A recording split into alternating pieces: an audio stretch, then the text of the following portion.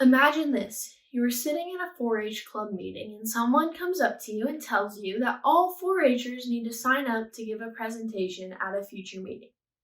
Your hands get all sweaty, your heart drops to the bottom of your stomach, and you're thinking, I have to do what?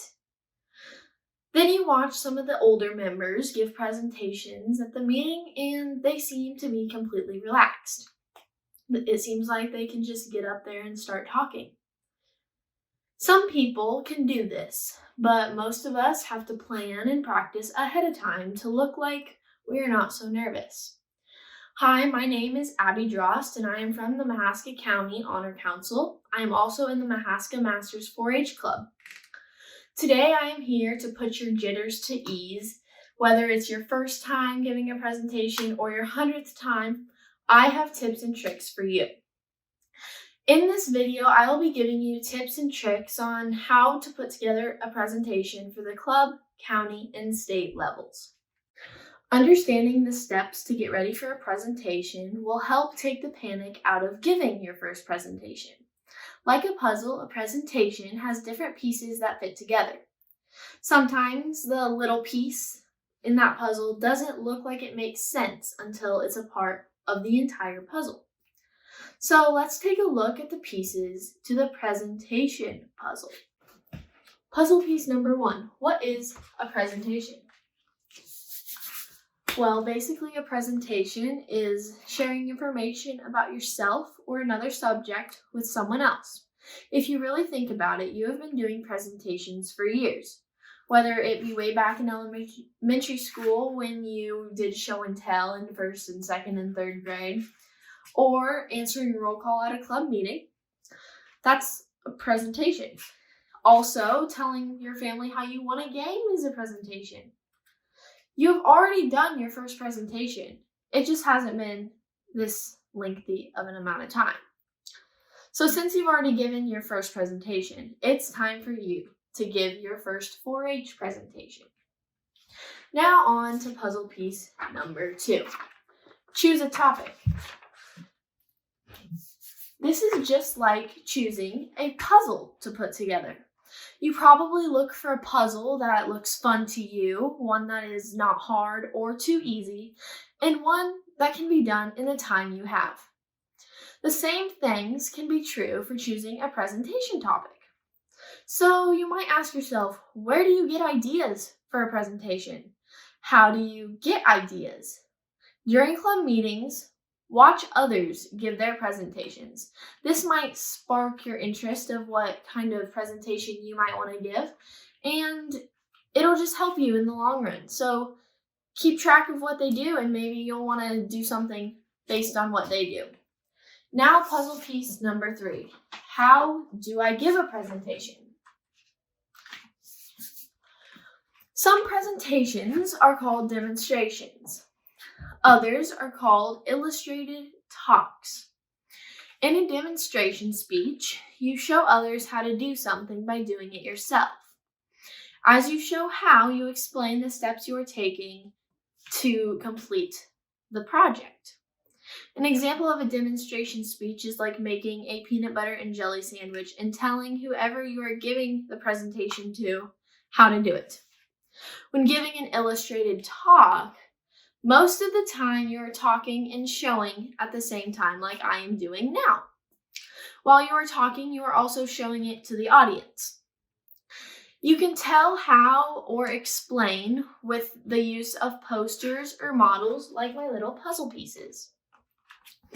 An example would be sharing a collection and explaining how you got started, your first item, your favorite item in the collection, etc.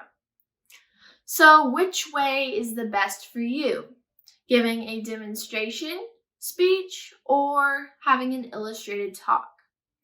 Using these terms may seem like we're getting ahead of ourselves, but deciding on the type of presentation you want to give is like finding the corner piece to the puzzle.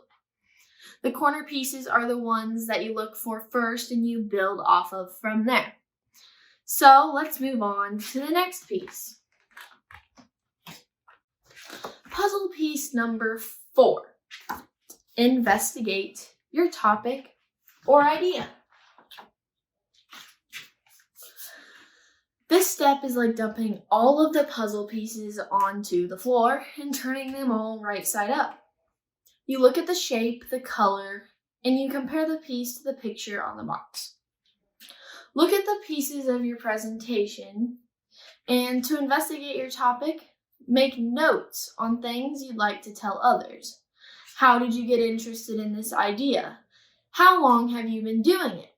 You can make your notes on note cards or a regular sheet of paper. That's what I do. If you need more information, read your 4-H project materials, encyclopedias, magazines, or books in your school and community library. You could also talk with your parents, leaders, grandparents, or other adults who you might know about your topic. Next, we're going to talk about puzzle piece number 5. Organize.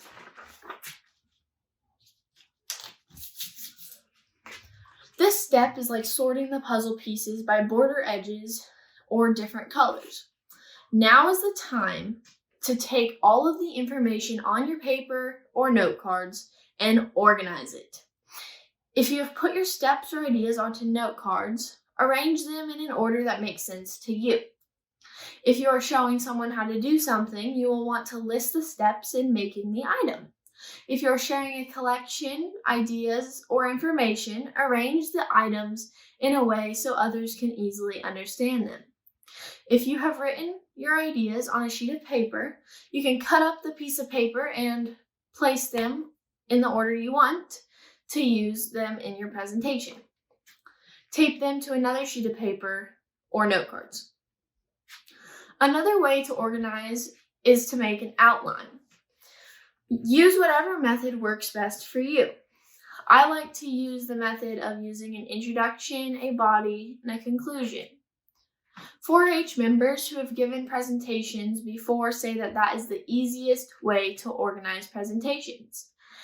In an introduction, you're going to briefly say what you're going to do and why you chose this topic. In the body, you're going to give all of the details of doing it, showing it, or telling it. And in the conclusion, you're going to repeat the main points and ask if there are any questions. And then when you are finished, you will say, "That concludes my presentations. Thank you." Now on to puzzle piece number 6. Practice, practice, and more practice. You know how puzzles become easier the more you do them? That's because you know what to look for and how to sort the pieces out. The same is true for presentations. Here are a few hints that I have collected from people that I know who have done presentations and my experience in doing presentations. First, you want to be neat.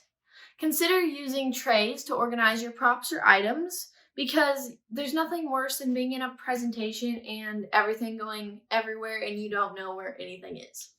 Second, you'll want to maybe make a poster.